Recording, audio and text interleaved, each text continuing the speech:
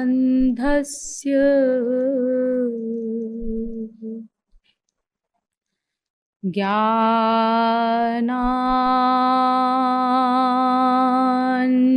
ज्ञानाञ्जन शलाकया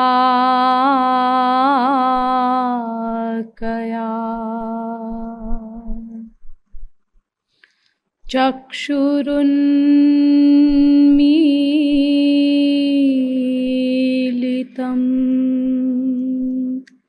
येन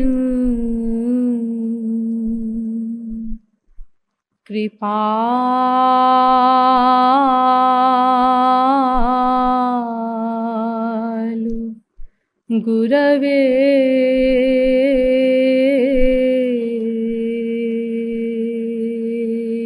नमः। सरस सुरतिरस सरस ब्रजरस रसिक महानुभाव। नियमानुसार पहले कुछ देर भगवन नाम संकीर्तन कर लीजिए, पश्चात पिछले प्रवचन के विषय को आगे बढ़ाया जाएगा। भजो गिरिधर गोविंद गोपाला,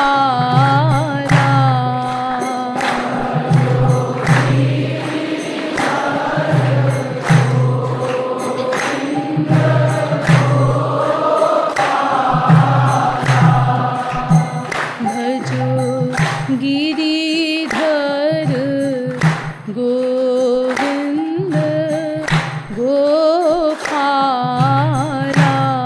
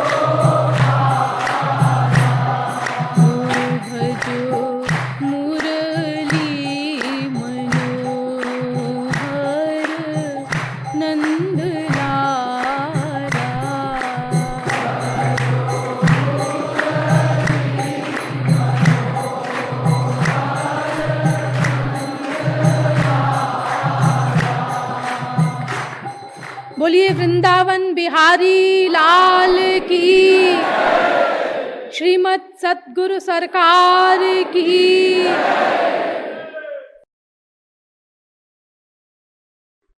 अब आप लोग कृपया समाहित चित्त होकर बैठ जाएं। पिछले प्रवचन में आप लोगों को यह बताया गया था कि भगवान की 3 कृपाएं बहुत दुर्लभ मानी गई हैं। दुर्लभम त्रयमेवैतत् दैवानुग्रह कारकम मनुष्यत्वं मुमुक्षुत्वं महापुरुष संभवः। नंबर 1, इस मानव देह की प्राप्ति। नंबर 2, भगवान से मिलने की भूख, मुमुक्षुत्व। और नंबर 3, किसी वास्तविक महापुरुष का मिलन। ये बहुत दुर्लभ है और बड़ी भगवत कृपा से ये 3 बनते हैं। इनमें भी जो मुमुक्षुत्व है और महापुरुष का मिलन है, इन दोनों कृपाओं का आधार भी मानव देह ही है। मानव देह मिलेगा तब मुमुक्षुत्व से हम लाभ उठा पाएंगे। मानव देह मिलेगा तब महापुरुष का मिलन भी सार्थक होगा। तो ये मानव देह मिलना, ये भगवान की बहुत बड़ी कृपा है। और इतना दुर्लभ है ये मनुष्य का शरीर कि देवता लोग भी इसको पाने के लिए लालायित रहते हैं। सुर दुर्लभ है ये। इसीलिए काकभुशुंडी जी ने गरुण जी के प्रश्न के उत्तर में कहा था, तात सुनहु सादर अति प्रीति, मैं संक्षेप कहूँ यह नीति। नर तनु सम नहीं कावनियु देही, जीव चराचर याचक जेही। मनुष्य शरीर के समान अन्य कोई शरीर नहीं। सारे प्राणी, चर अचर, सब केवल इस मनुष्य के शरीर की ही याचना करते। अरे जब देवता लोग इसकी इच्छा करते हैं, न केवल इच्छा करते हैं अपितु प्रार्थना करते हैं भगवान से, गिड़गिड़ाते हैं कि हमको एक बार मनुष्य का शरीर दे दो। वो देवता लोग जिनका शरीर हर मामले में हम लोगों से करोड़ों गुना श्रेष्ठ है। मैंने आपको बताया था कितनी बड़ी बड़ी बातें देवताओं के शरीर में पाई जाती हैं। वे देवता लोग इस मानव देह को चाहते हैं जो इस समय हम लोगों को मिली हुई है। तो आखिर ऐसी क्या विशेषता है मानव देह में? क्योंकि उस दिन मैंने विवेचन करने के पश्चात आपके समक्ष यह सिद्ध किया था कि हम लोग तो वास्तव में पशु पक्षियों से भी गए गुजरे, फिर मानव देह को देवता तक चाहते हैं। तो क्या खास बात है इस मानव देह में? तो उस दिन आपको एक उत्तर जो आमतौर से दिया जाता है वो बताया गया था कि मानव देह ज्ञान प्रधान है। अन्य योनियों में ज्ञान की न्यूनता पाई जाती है, लेकिन मानव देह में ज्ञान का प्राकट्य विशेष रूपेण होता है। इसीलिए ये मानव देह 84 लाख में सर्वश्रेष्ठ है। लेकिन फिर मैंने इसका खंडन किया था। मैंने कहा था कि जहां तक ज्ञान का प्रश्न है। अन्य योनियों में तो ज्ञान की न्यूनता है मानव देह से, और मनुष्य में विशेष ज्ञान है पशु पक्षियों की तुलना में, लेकिन देवताओं का ज्ञान तो हमसे करोड़ों गुना अधिक है। फिर भला वो क्यों चाहेंगे मानव देह? अन्य बातों में भी हमसे करोड़ों गुना श्रेष्ठ, और ज्ञान भी उनके पास टॉप का है, लेकिन वे भी चाहते हैं। इसका मतलब कुछ और बात है मानव देह में, जो किसी में नहीं पाई जाती, देवताओं में भी नहीं पाई जाती। तो क्या बात है, आज इस प्रश्न का उत्तर आप लोगों को दिया जाएगा।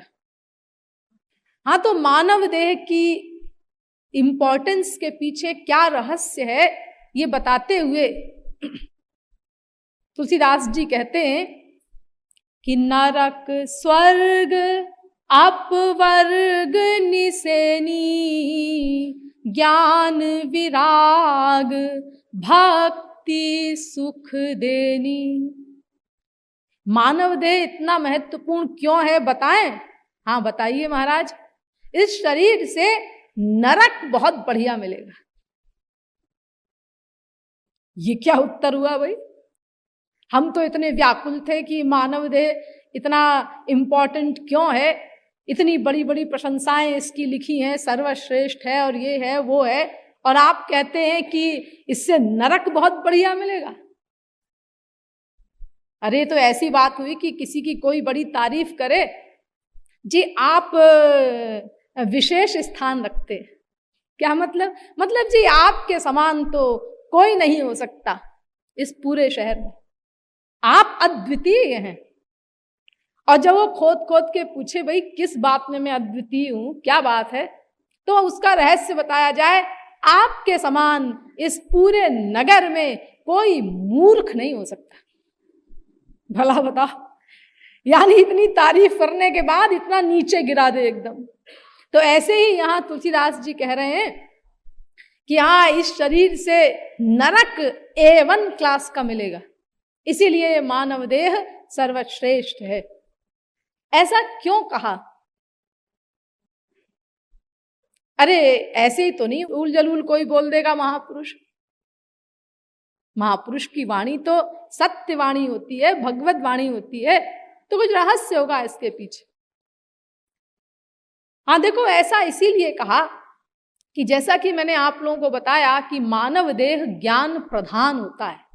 एक विशेष शक्ति दी है हम लोगों को भगवान ने, ज्ञान रूपी। तो अगर इस ज्ञान रूपी शक्ति का किसी ने सदुपयोग नहीं किया, सदुपयोग क्या? इसके द्वारा ईश्वर को जानने का प्रयास करना। तो अगर किसी ने सही दिशा में इस शक्ति को नहीं लगाया, सदुपयोग नहीं किया, तो फिर दुरुपयोग अपने आप होगा और A1 क्लास का होगा, उसे कोई बचा नहीं सकता, क्योंकि उसमें शक्ति है।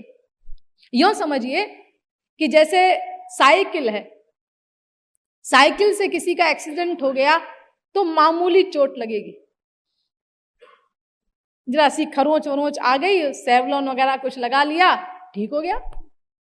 लेकिन कार से अगर किसी का एक्सीडेंट हुआ तो फ्रैक्चर होना तो मामूली बात है, मर भी सकता है।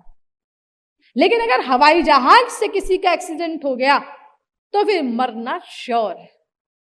यानी जिस चीज में जितनी बड़ी शक्ति होती है, उसका सदुपयोग जिस क्लास का हो सकता है, उसी क्लास का उसका दुरुपयोग भी हो सकता है।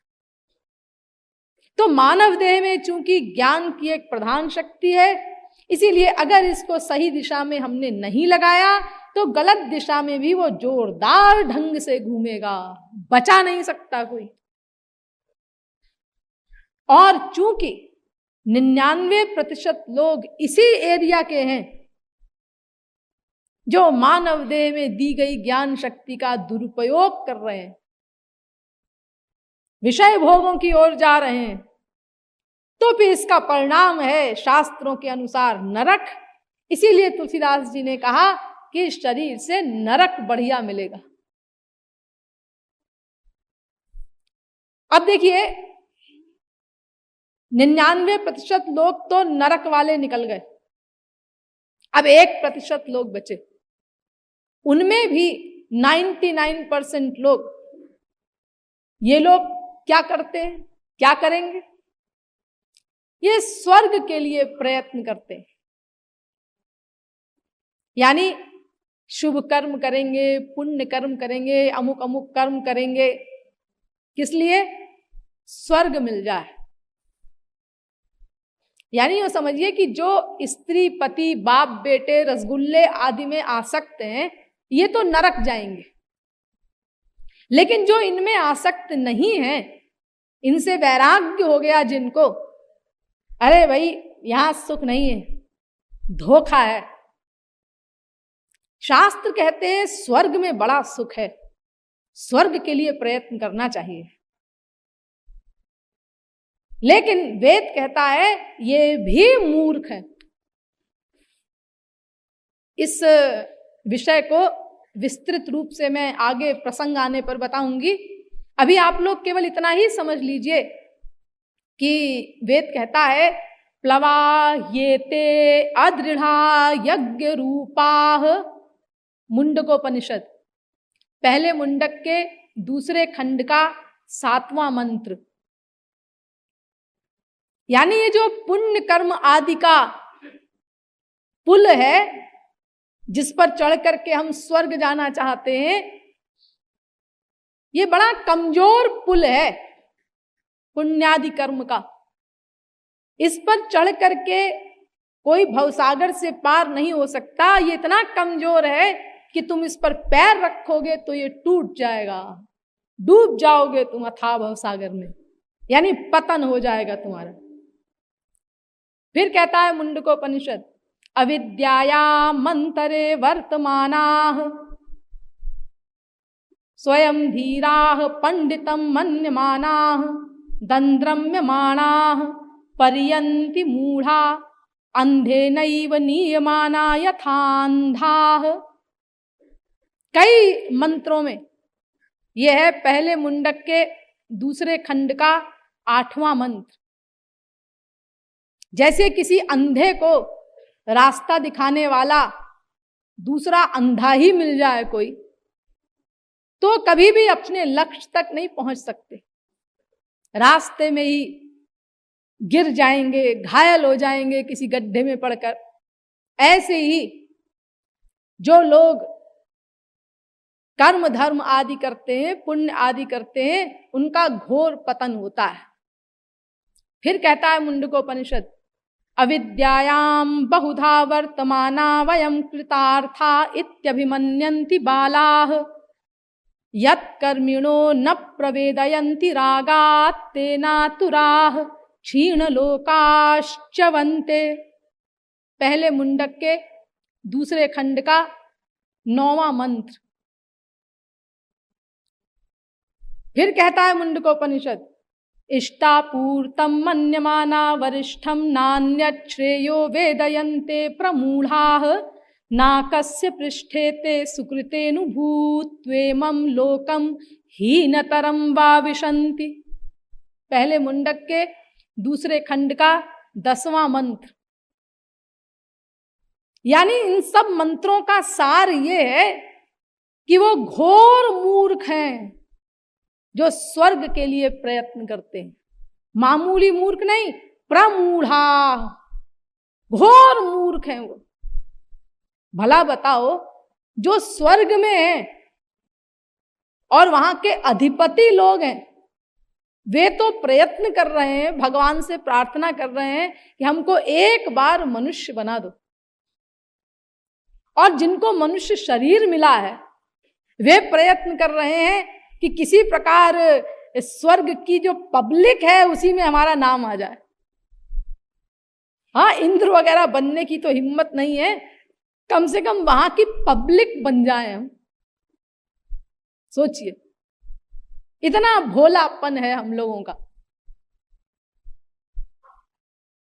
नर चाहे स्वर्ग सुख गोविंद राधे, स्वर्ग सुर चाहे नर तनु दिलवाए। राधा गोविंद गीत। 99.9% लोग हिंदू धर्म को मानने वाले वो चिट्ठियों में लिखते हैं जब किसी की मृत्यु हो जाती है, हमारे पूज्य पिताजी का स्वर्गवास हो गया। यानी इन राइटिंग दे रहे हैं कि हमारे पिताजी घोर मूर्ख थे, इसीलिए वो स्वर्ग गए। क्योंकि वेद कह रहा है घोर मूर्खों को स्वर्ग मिलता है। लेकिन जी हमको तो मालूम ही नहीं था कि स्वर्ग जो है वो खराब चीज है। ये तो और आश्चर्य की बात है कि जिस धर्म में वेदों शास्त्रों जैसी ऐसी अमूल्य निधियां प्राप्त हैं, उस धर्म के अनुयायियों को, ब्राह्मण क्षत्रिय वैश्य को भी इतना ज्ञान नहीं है कि स्वर्ग क्या है, कहाँ है, वहां क्या होता है, नरक क्या है, वहां क्या होता है। अरे ये सब ज्ञान तो होना चाहिए थोड़ा बहुत। फिर तुम कैसे हिंदू हो, कैसे धर्मानुयायी हो तुम? तो देखिए, जो लोग स्वर्ग के लिए प्रयत्न करते हैं वो भी घोर मूर्ख हैं, लेकिन नरक वालों से वो अच्छे हैं। इसीलिए लिखा नरक स्वर्ग, नंबर 1 नरक, नंबर 2 स्वर्ग। अब इने गिने लोग बचे, उन्होंने स्वर्ग को भी लात मार दी। उन्होंने कहा भाई स्वर्ग तो हम बहुत बार हो आए, लेकिन वही फटीचर हाल रहा, इसीलिए अब हम स्वर्ग के लिए प्रयत्न नहीं करेंगे, हमको स्वर्ग नहीं जाना।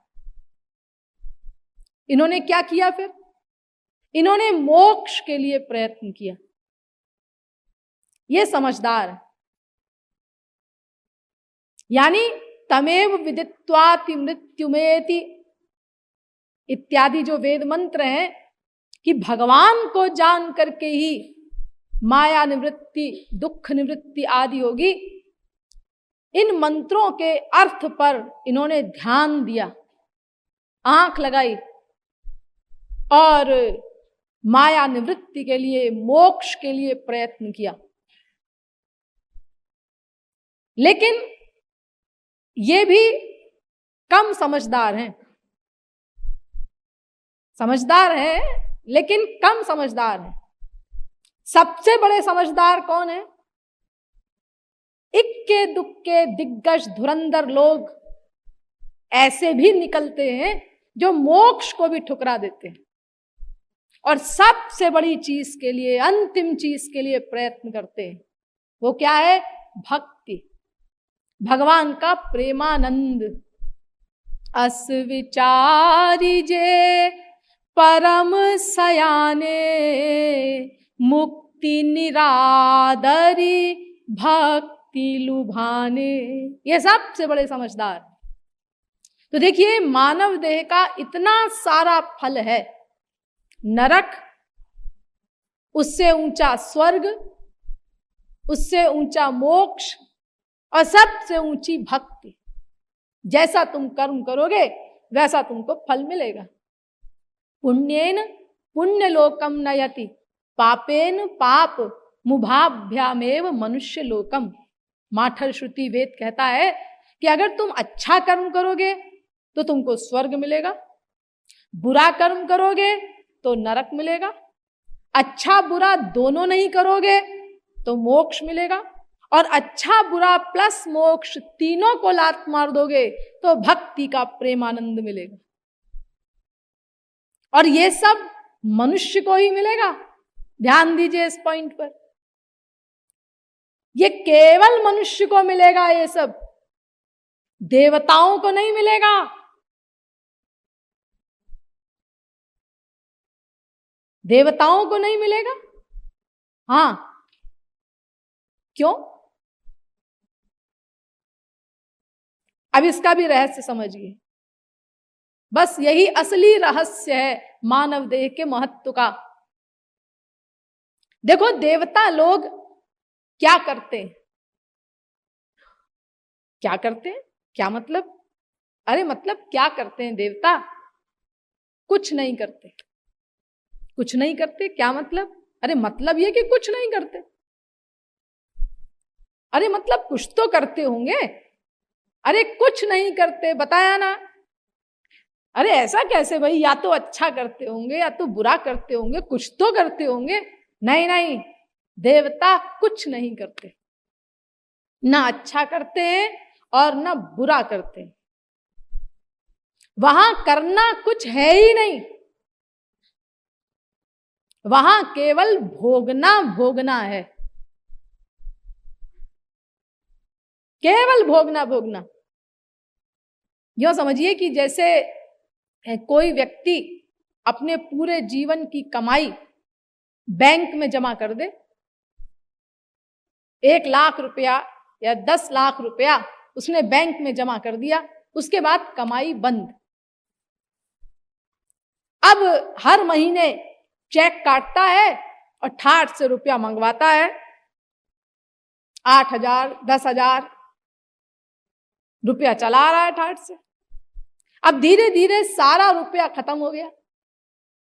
अब उसके बाद जब वो बैंक गया और उसने कहा 10,000 रुपया दीजिए, तो बैंक वाला कहता है कुछ ढीला है।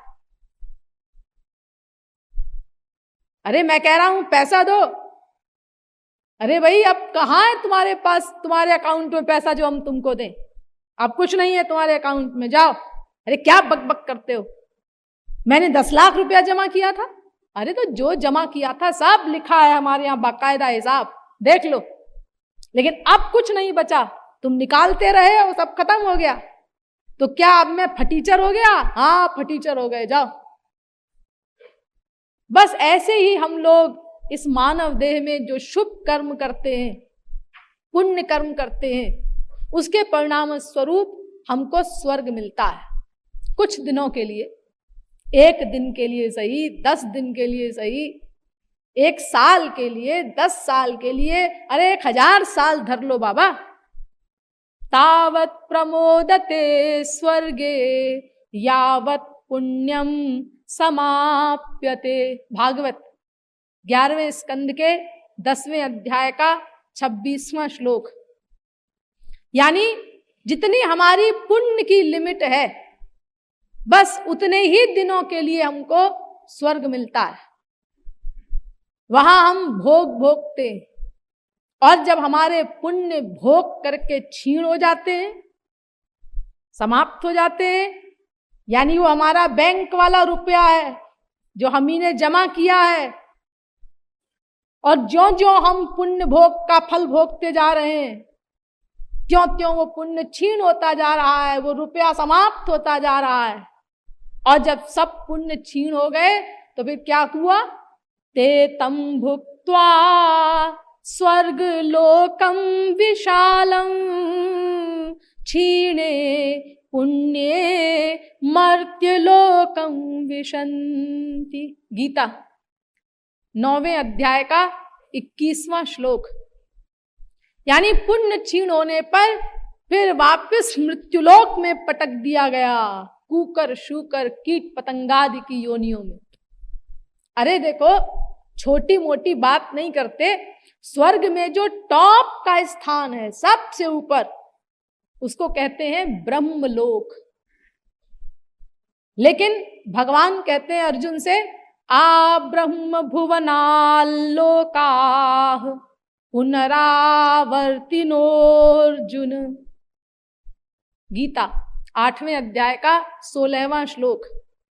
ब्रह्मलोक से भी लौटना पड़ेगा, 84 लाख में घूमना पड़ेगा। भुवः स्वः महः जनः तपः सत्य, ये ब्रह्मलोक अंतिम है स्वर्ग का। लेकिन कर्मणाम परिणामित्वादाविरिंचादमंगलम। भागवत 11वें स्कंद के 19वें अध्याय का 18वां श्लोक। ब्रह्मलोक तक अमंगल ही अमंगल है, वहां भी काम नहीं बनेगा जाकर के। इसीलिए भागवत ने कहा, न नरः स्वर्गतिम कांक्षेत। भागवत 11वें स्कंद के 20वें अध्याय का 13वां श्लोक। यानी मनुष्य को कभी भी स्वर्ग जाने की इच्छा नहीं करनी चाहिए। स्वर्गहु स्वल्प अंत दुखदाई, थोड़े से समय के लिए मिलता है और उसके बाद जब समाप्त होता है और फिर कूकर शूकर कीट पतंगादि योनियों में भटकना पड़ता है तो अत्यंत दुखदाई होता है, अत्यंत दुखदाई है। क्योंकि मानव देह मिलने की गारंटी नहीं है स्वर्ग से लौटने के पश्चात। इसीलिए वेद की ऋचा में लिखा हीन तरम वा विशंति, हीन तर योनियों में पटक दिए जाओगे, धोबी का गधा बन जाओगे, इतने डाउन हो जाओगे। अरे डाउन तो पहले ही थे, मतलब वो तो कुछ पुण्य कर्म कर लिया था तो उसका फल भोगने के लिए कुछ दिनों के लिए स्वर्ग गए थे, अब वो समाप्त हो गया तो फिर आ गए वापस वहीं। इसीलिए कहा जाता है कि देवताओं का क्रमशः पतन होता है, कीट पतंगादि का क्रमशः उत्थान होता है, और मनुष्य वो चाहे अपना पतन करे और चाहे उत्थान करे, यह उसके हाथ में है। तो ये देवयोनि में कर्म करने का अधिकार नहीं, पुरुषार्थ का अधिकार नहीं, तो केवल कर्म योनि मानव देह ही है। सुर योनि भोग योनि गोविंद राधे, नर तनु ही कर्म योनि बता दे। राधा गोविंद गीत। केवल मनुष्य शरीर ही कर्म योनि है, बाकी सुर योनि भी भोग योनि ही है, उन्हें कर्म करने का अधिकार नहीं। अगर आप लोग कहें कि भाई देवताओं ने भी तो कर्म किए थे, हमने तो पढ़ा है सुना है युद्धादि कर्म किए थे देवताओं ने, और मनुष्य भी कर्म करता है, फिर आप ऐसे कैसे कहती हैं कि देव योनि केवल भोग योनि है, कर्म करने का अधिकार नहीं। अरे मतलब भोग योनि का मतलब ये नहीं होता कि वो कर्म नहीं करते, कर्म करने का अधिकार तो है, कर्म तो करते हैं, लेकिन भोग योनि का मतलब ये कि उन्हें कर्म का कोई फल नहीं मिलता, उनका कर्म करना न करना बराबर है, कोई फल नहीं मिलेगा उन्हें कर्म का। यहां तक कि देखिए साक्षात भगवान का दर्शन करने पर भी, राम कृष्ण आदि का दर्शन करने पर भी उन्हें कोई फल नहीं मिलता। अवतार काल में आप लोगों ने सुना होगा देवताओं को दर्शन वार्तालाप आदि करने का सौभाग्य प्राप्त होता है। यहां तक कि वेद के अनुसार भी तस्मै तृणम निदधावे तद्दहेति तदुपप्रेयाय सर्वजवेन तन्न शशाक दग्धुम स तत एव निववृते नैत दशकम विज्ञातुम यदे तद यक्षमिति। केनोपनिषद 3 खंड का 6ठा मंत्र। तस्मै तृणम निदधावेत दादत्स्वेति तदुपप्रेयाय सर्वजवेन तन्न शशाका दातुम स तत एव निववृते नैत दशकम विज्ञातुम यदे तत् यक्षमिति। केनोपनिषद 3 खंड का 10वां मंत्र।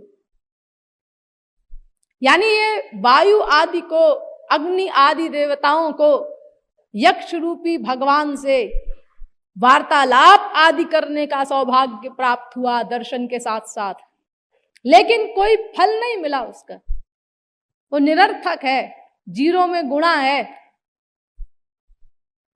क्योंकि देव योनि भोग योनि है, कुछ भी करो वहां निरर्थक है। एक बार दैत्य बलि जबरदस्ती इंद्र बन गया, तो उसके गुरु शुक्राचार्य ने समझाया कि भाई देखो, बिना 100 अश्वमेध यज्ञ किए तुम्हारी ये सीट स्थिर नहीं रह सकती। तो बलि फिर से मनुष्य बना और उस कर्म योनि के द्वारा उसने 100 अश्वमेध यज्ञ किए और उसके बाद आपको पता है कि अंतिम यज्ञ में क्या हुआ, वामनावतार हुआ और फिर क्या क्या हुआ। तो ये देवताओं को कर्म का फल नहीं मिलता। एक बार इंद्र एक महल बनवा रहा था, उसने कहा ऐसा महल बनाओ, विश्वकर्मा को आज्ञा दी, जैसा कहीं ना हो त्रैलोक में, अद्वितीय हो। अब महल बनने लगा, बनता रहा। तो भगवान एक ब्रह्मचारी का रूप धारण करके इंद्र के पास गए और इंद्र से कहा कि क्या हो रहा है। उन्होंने कहा एक महल बनवा रहा हूं जिसकी टक्कर का कहीं दूसरा ना हो, आखिर में स्वर्ग का राजा हूं। तो भगवान ने मीलों लंबी एक चींटियों की लाइन दिखाई इंद्र को और कहा कि ये क्या है। उनका चींटियां हैं और क्या है। इंद्र चींटियां तो हैं, लेकिन मैं ये कहना चाहता हूं कि जितनी चींटियां हैं ये सबके सब उस सीट पर बैठ चुकी हैं जिस पर आज तू बैठा है। यानी ये सब की सब इंद्र बन चुकी हैं, पहले हैं इंद्र बन चुकी हैं, देवताओं का राजा, और उसके बाद चींटी बनी है। अरे तो तू क्या समझता है कि एक बार कोई इंद्र बन गया तो हमेशा बना रहेगा? अरे उसके बाद फिर हीन योनियों में भटकना पड़ता है। इंद्र को वैराग्य होने लगा। इतने में वहां लोमश मुनि आ गए भगवान की प्रेरणा से। तो लोमश मुनि के एक हाथ में कमंडल था और एक बगल में चटाई दबाए हुए थे। इंद्र ने प्रणाम वगैरह किया और कहा महाराज आपका घर कहाँ है, कहाँ रहते हैं आप?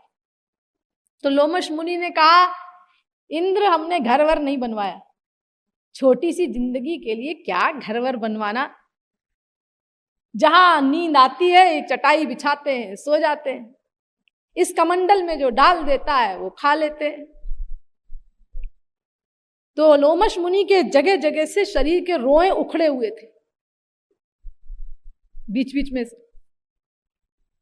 तो इंद्र ने पूछा महाराज ये बड़ी विचित्र बात है, ये रोए आपके बीच बीच में से निकले हुए। तो लोमश मुनि ने देखा, उनका हाँ वो इंद्र ऐसा है कि जब एक इंद्र की आयु पूरी हो जाती है तो मेरे शरीर का एक रोया अपने आप गिर जाता है। तो ये जितने रोए तुम देख रहे हो शरीर से माइनस, इतने इंद्र मेरे सामने हो चुके हैं, और ये जितने रोए हैं मेरे शरीर में, ये जब सब गिर जाएंगे, अंतिम रोया भी गिर जाएगा, तो मेरी उम्र समाप्त हो जाएगी। इंद्र को चक्कर आने लगा। इतनी लंबी उम्र, हजारों इंद्रों के बराबर, और ये कहते हैं कि छोटी सी उम्र के लिए क्या मकान वकान बनवाना। अपूर्ण वैराग्य हो गया इंद्र का। उसने कहा बंद करो ये महल वहल, मुझे नहीं चाहिए। कहा मैं तो कितना क्षुद्र हूं, क्या उम्र है मेरी। और उसने कहा भाई मैं तो अब भगवान की भक्ति करूंगा। चला गया अपना सिंहासन वगैरह छोड़ करके भक्ति वक्ति करने के लिए। तो देव गुरु बृहस्पति गए इंद्र के पास, उन्होंने समझाया कि भाई देखो ये भोग योनि है, इसमें तुम कुछ भी करो वो सब निरर्थक है। ये तो तुमको तब सोचना चाहिए था जब मानव देह मिला था, तब तो तुमने स्वर्ग के नश्वर भोगों के लिए उस अमूल्य मानव देह को नष्ट कर दिया। अब पछताने से क्या होगा, फिर कभी मानव देह मिले तो लापरवाही मत करना। अभी चलो जो ड्यूटी है उसको संभालो। समझा बुझा करके लौटा के लाए बृहस्पति। तो देखिए पुरुषार्थ नहीं हो सकता किसी भी देह में, मनुष्य शरीर को छोड़ करके किसी भी देहधारी को कर्म करने का अधिकार नहीं, पुरुषार्थ का अधिकार नहीं, यानी कर्म का फल नहीं मिलता देव देह में या अन्य किसी देह में। एक शेर एक आदमी को खा जाए तो उसको नरक नहीं जाना पड़ेगा, लेकिन मनुष्य को कर्म करने का अधिकार भी है और उसको फल भी मिलता है कर्म का। इसीलिए ये देवता लोग मानव देह चाहते हैं। एक यही विशेषता है मनुष्य में ऐसी जो उसको सर्वश्रेष्ठ सिद्ध करती है। इसीलिए वे देवता भी जिनकी हम लोग भक्ति करते हैं, यज्ञ वगैरह में जिनको आहुति दी जाती है वेद मंत्रों के द्वारा, इदमिंद्राय नमः स्वाहा, दी जाती है ना, ये इंद्र हैं, ये वरुण हैं, ये कुबेर हैं, ये यमराज हैं, ये सूर्य हैं, ये चंद्र हैं, ये अग्नि है। लेकिन वे भी हमारे इस गंदे मानव देह को चाहते हैं। हर मामले में हमसे करोड़ों गुना श्रेष्ठ हैं। चाहे शारीरिक सौंदर्य ले लो, अन्य शारीरिक विशेषताएं ले लो, चाहे बौद्धिक मानसिक स्तर की बात ले लो, वो भी करोड़ों गुना श्रेष्ठ है उनका। अवतार काल में भी उनकी सर्वत्र गति है, चाहे जहां जाए। बड़ी बड़ी बातें हैं देवताओं में, लेकिन फिर भी इतने गंदे शरीर को वो देवता चाहते हैं। हम लोगों का शरीर कितना गंदा है, हम लोग सब अपना हाल जानते हैं, क्योंकि केवल यही शरीर ऐसा है जिससे हम अपने परम चरम लक्ष्य की प्राप्ति कर सकते हैं। पाट कीट ते होय तेहि ते पाटंबर रुचिर, कृमि पालई सब कोय, परम अपावन प्राण सम। रेशम का जो कीड़ा होता है, उसकी विष्ठा से रेशम बनता है शहतूत के वृक्ष में, और वो रेशम इतना पवित्र माना जाता है कि बड़े बड़े कर्मकांडी पंडित वैदिक यज्ञों में, बड़े बड़े यज्ञों में उसको पहनते। बस पवित्र है। सोचो, विष्ठा से बनने वाला वस्त्र इतना पवित्र। इसीलिए उस रेशम के कीड़े को, उस शहतूत के कीड़े को सब लोग बड़ा परिश्रम करके प्राण के समान पालते हैं कि भाई इससे रेशम निकलेगा। तो ऐसे ही ये मानव देह बहुत गंदा है, सारी खराबियां हैं इसके अंदर, लेकिन एक विशेषता इतनी बड़ी है और केवल इसी शरीर में है कि इससे हम भगवान को जान सकते, भगवान को प्राप्त कर सकते। इसीलिए इस शरीर की याचना देवता लोग भी करते हैं। लेकिन जिन लोगों को ये शरीर मिला हुआ है, हम लोगों को, हम इसकी इंपॉर्टेंस नहीं समझते। हाँ, नष्ट किए दे रहे हैं इसको, क्योंकि हमने इसका महत्व नहीं समझा। एक बार एक राजा एक तरकारी बेचने वाली के पास गया और उसने उसको एक हीरा दिया और उससे कहा, देख 10 किलो तरकारी दे दे इसके बदले। उसने यूं देखा, मैंने कहा 10 किलो तरकारी, जरा से पत्थर के बदले, और मैं 10 किलो तरकारी दूं, 1 किलो ले जा। अरे तो पत्थर में इसीलिए ले रही हूं कि मेरा बच्चा खेलेगा। तो राजा ने अपने नौकरों से कहा, देखा 1 करोड़ के हीरे की कीमत ये बता रही है 1 किलो तरकारी। नहीं जानती वो। शाक वणिज मणि गुण गण जैसे, ऐसे ही हम लोग, कितना महत्वपूर्ण ये मनुष्य शरीर हमको प्राप्त है, ये रियलाइज नहीं करते, इसीलिए इसको नष्ट कर रहे हैं। तो देखो, ये मानव देह ही पुरुषार्थ का देह है। इसलिए भगवान को जानने का जो लक्ष्य है, ये अन्य किसी भी शरीर में हल नहीं हो सकता। भगवान को जानने के लिए, प्राप्त करने के लिए 2 बातें परमावश्यक हैं। नंबर 1 ज्ञान प्रधान होना, और नंबर 2 पुरुषार्थ का अधिकार होना। और ये दोनों विशेषताएं मानव देहधारी जीव में ही पाई जाती हैं। इसीलिए इस मानव देह को सर्वश्रेष्ठ कहा जाता है। इसीलिए वेद कहता है, शास्त्र कहते हैं, संत कहते हैं, भाई इस मानव देह को प्राप्त करके तुरंत जानो भगवान। अगर तुमने नहीं जाना तो फिर जानते हो क्या गति होगी।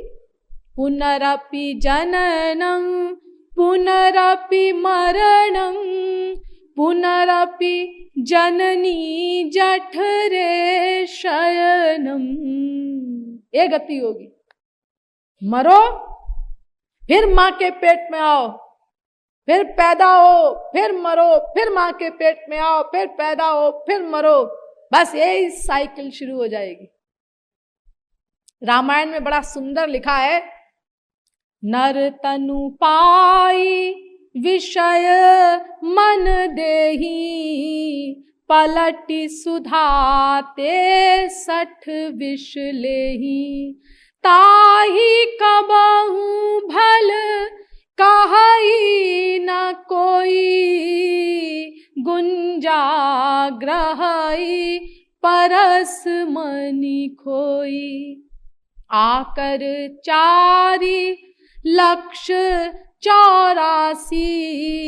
योनि भ्रमत यह जीव अविनाशी। फिरत सदा माया कर प्रेरा, काल कर्म स्वभाव गुण घेरा। सो तनु धरि हरि भजहि न जे नर, होहि विषय रत मंद मंद तर। कांच किरिच बदले तेलेही, करते डारी परस मनि देही। यानी मानव देह प्राप्त करके भी अगर कोई ईश्वर को जानने का प्रयास नहीं करता, ईश्वर प्राप्ति के लिए उद्योग नहीं करता, तो वो वैसा ही मूर्ख है जैसे किसी के पास पारस हो और एक कांच के टुकड़े के बदले, कांच चमकता है तो सूरज की लाइट में चमक रहा था तो उससे प्रभावित होकर के उस कांच के शीशे के टुकड़े के बदले उसने अपने पास रखा हुआ पारस दे दिया और बाद में भीख मांगता रहा। तो कितना बड़ा मूर्ख है वो। हाँ, ऐसे ही हम लोग हैं। मानव देह मिला हम लोगों को, तत्व ज्ञान मिला। मैंने वो 3 कृपाएं बताई ना, मनुष्यत्वम, मुमुक्षुत्वम, महापुरुष संभव। ये सब कृपाएं हो गई। कम से कम जिनको श्री महाराज जी मिल चुके हैं गुरु के रूप में, वो तो मन में रियलाइज करते हैं रोम रोम से कि हाँ भाई, ये तीनों कृपाएं हमको तो प्राप्त हो चुकी। लेकिन उसके बाद जब प्रश्न किया जा रहा है तुमको भगवत प्राप्ति हुई? भगवत प्राप्ति, अरे वो तो बड़ी कठिन है। लगे हैं, देखो कब होती है। उसमें तो बड़ा समय लगेगा, शायद कभी हो जाए। देखो कितने जन्म लगते हैं, वो भी शायद। अरे भाई, क्या बात बची है अब क्या बाकी है तुम्हारे ऊपर भगवत कृपा? अब क्या करना शेष है भगवान को तुम्हारे लिए? क्या पाना शेष है अब तुमको, जिसको पाने के बाद तुम प्रयत्न करोगे? हाँ जी, वो तो मालूम है हमको कि वो अब कोई भी कृपा बाकी नहीं, अब कुछ पाना शेष नहीं है। लेकिन वो जो देने की कृपणता का अभ्यास है, बस उसी में समय लग रहा है। वरना क्या चाहता है भगवान हमसे? अरे क्या वो ऐसा कहता है कि भाई देखो ऐसा है, जब तुम्हारे पास 10 लाख हो जाएगा ना तब मैं तुमको मिलूंगा। तो अब देख जी, ऐसा है कि हमारे पास तो खाली 1,000 हुआ है, अभी लगे हैं। देखो 10 लाख कब हो जाता है, जब हो जाएगा तो भगवान मिलेंगे। अरे क्या चाहता है भगवान जो तुम्हारे देने में बड़ा टाइम लगेगा? वो कुछ नहीं चाहता, और जो चाहता है वो हमारे पास है। लेकिन कृपणता जो है हमारी, बस उसी में हम लोगों को समय लग रहा है। तो किसी मूल्यवान वस्तु का मूल्य न समझना। बड़े बड़े काबिलों को आप ये कहते हुए पाएंगे, बेटा मेरा क्या है। अपने बेटे से बात करते हैं, मेरा क्या है बेटा, अब मेरा तो सब हो गया। अब हम 50 के हो गए, 60 के हो गए, 70 के हो गए, हमारा तो जो होना था हो गया, अब तुम अपना सोचो। हाँ, अरे तुम्हारा क्या हो गया भाई? अरे मतलब अब हम तो 4-6 दिन के मेहमान हैं, उसके बाद हमको जाना है, थोड़े दिन के मेहमान हैं, उसके बाद फिर हमारी छुट्टी। छुट्टी का मतलब जानते हो क्या होता है? छुट्टी माने होता है मुक्ति। मुक्ति का पर्यायवाची है छुट्टी। तो ये ऐसी छुट्टी नहीं होगी तुम्हारी कि माया से छुट्टी हो जाए, मुक्ति हो जाए। मानव देह से खाली छुट्टी हो जाएगी जो तुमको बड़ा भार लग रहा है।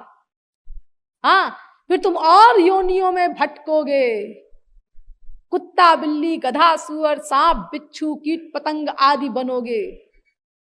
ये होगा फिर तुम्हारा। ऐसी छुट्टी नहीं मिलेगी कि हाँ भवसागर से छुट्टी हो जाए सदा को। इसीलिए तुलसीदास जी ने लिखा कि सो परत्र दुख पावई, सिर धुनि धुनि पछिताय। वो दुख भोगता है फिर। हाँ, आत्म हन गति जाई, आत्महत्यारा है वो जो मनुष्य शरीर पाकर के भी और लापरवाही करे, भगवान को प्राप्त करने का प्रयत्न न करे, वो आत्महत्यारा है। अरे शरीर की हत्या छोटी मोटी चीज है। शरीर अगर नष्ट भी हो गया तो कोई विशेष हानि नहीं, फिर मिल जाएगा दूसरा शरीर। आप न चाहे तो भी मिलेगा, जबरदस्ती देंगे भगवान, बिना मांगे, बिना किसी परिश्रम के। ऐतराज भी करोगे तो सुना नहीं जाएगा, मिलेगा ही वो आपको। जब तक भगवत प्राप्ति ना हो जाए तब तक शरीर तो मिलते रहेंगे। एक भक्त भगवान से कहता है, गोपाल इति श्रुत्वा त्वाम प्रचुर क्षीरवांछया, श्रितो मातुस्तन क्षीर मपि लब्धुम न शक्नुयाम। हे श्री कृष्ण, तुम्हारे गोपाल नाम ने तो मेरा बड़ा नुकसान कर दिया। क्या मतलब? अरे मतलब जब मैंने तुम्हारा गोपाल नाम सुना तो मैं धोखे में आ गया। क्या धोखा? मैंने सोचा गोपाल माने तो होता है गौओं का पालन करने वाला। हाँ, तो इसका मतलब इनके यहाँ बहुत सारी गायें होती होंगी गोलोक में। तो मैं दूध का बहुत शौकीन था और अपना भरपेट दूध मिलता नहीं था जितना मैं पीना चाहता था। तो मैंने सोचा ऐसा है, ये गोपाल से प्यार कर लो तो खूब दूध ही दूध पीने को मिलेगा। इस चक्कर में मैंने तुमसे प्यार कर लिया।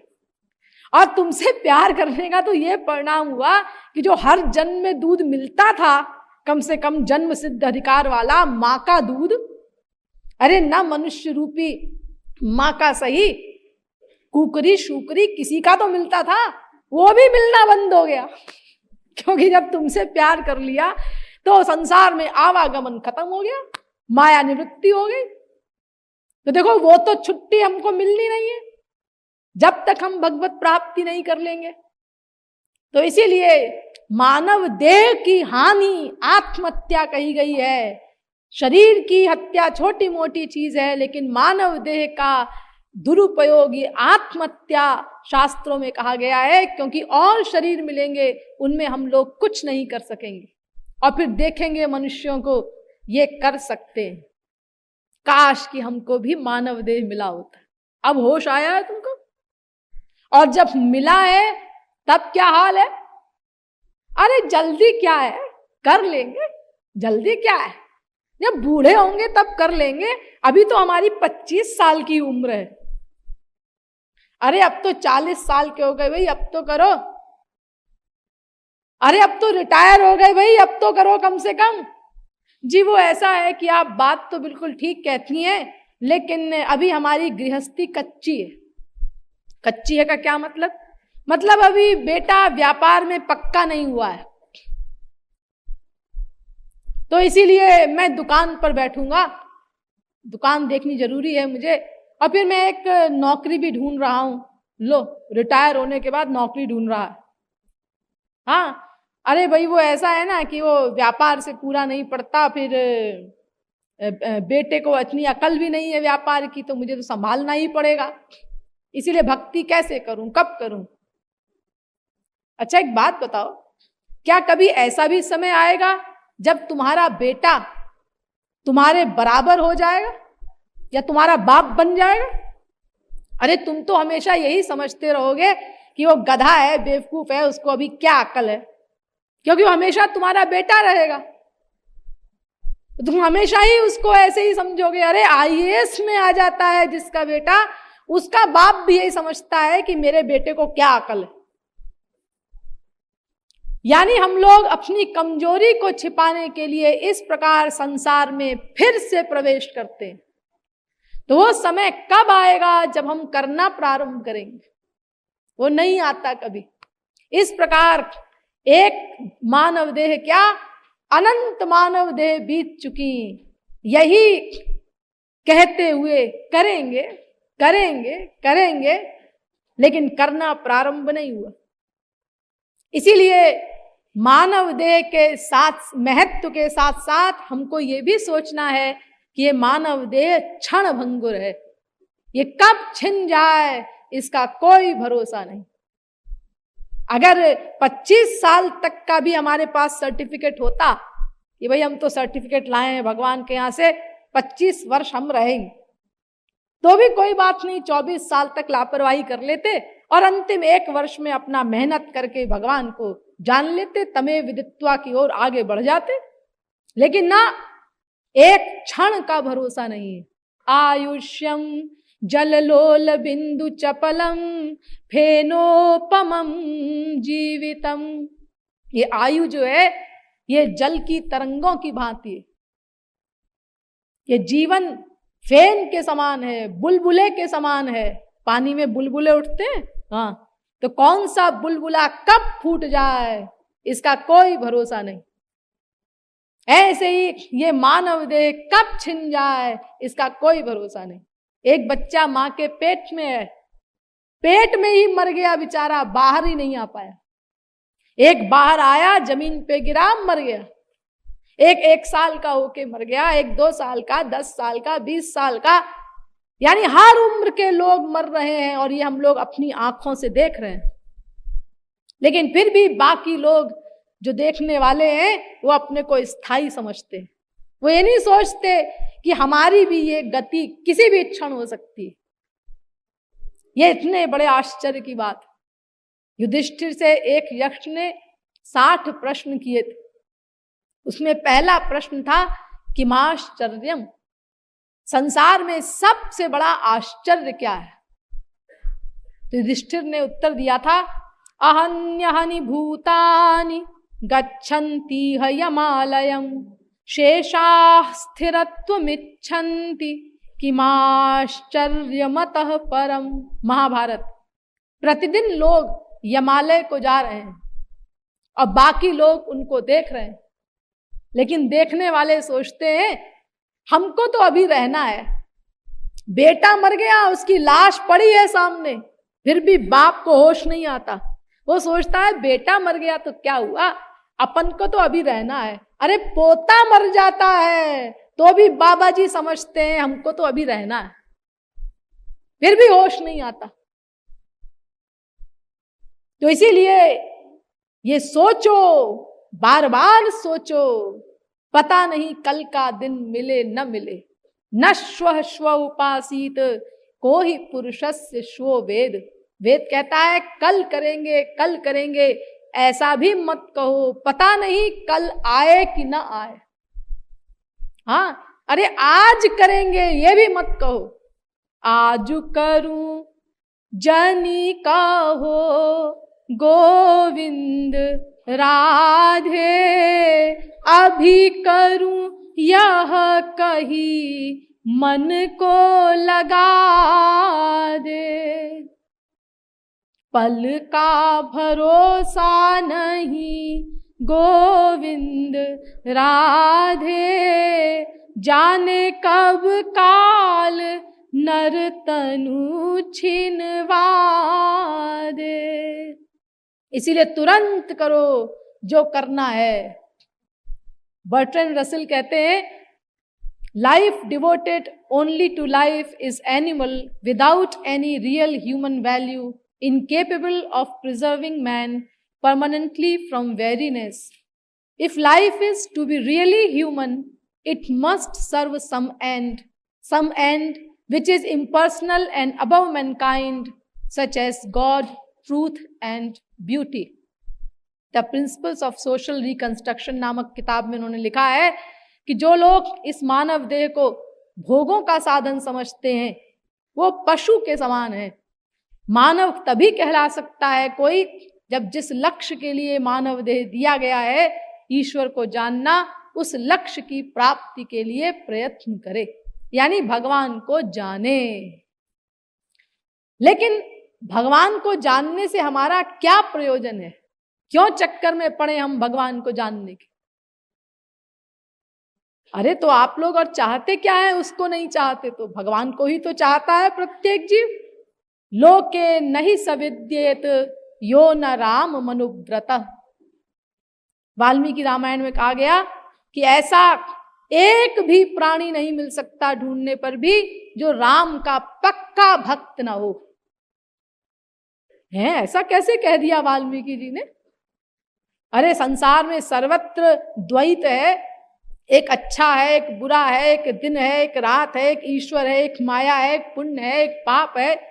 ऐसे ही कुछ आस्तिक हैं, कुछ नास्तिक हैं, और हर जीव भगवान का पक्का भक्त है, ऐसा वाक्य कह रहे हैं। हाँ, ऐसा कैसे कह दिया? अरे जितने बड़े महापुरुष ने इतनी बड़ी बात कही है तो किसी रहस्य से ही कही होगी। हाँ, तो क्या रहस्य है? ऐसा कैसे अपनी बुद्धि में तो बैठता नहीं। हाँ, इसका रहस्य आप लोगों को बताया जाएगा, लेकिन आज नहीं, अगले प्रवचन में। बोलिए वृंदावन बिहारी लाल की, श्रीमद् सद्गुरु सरकार की।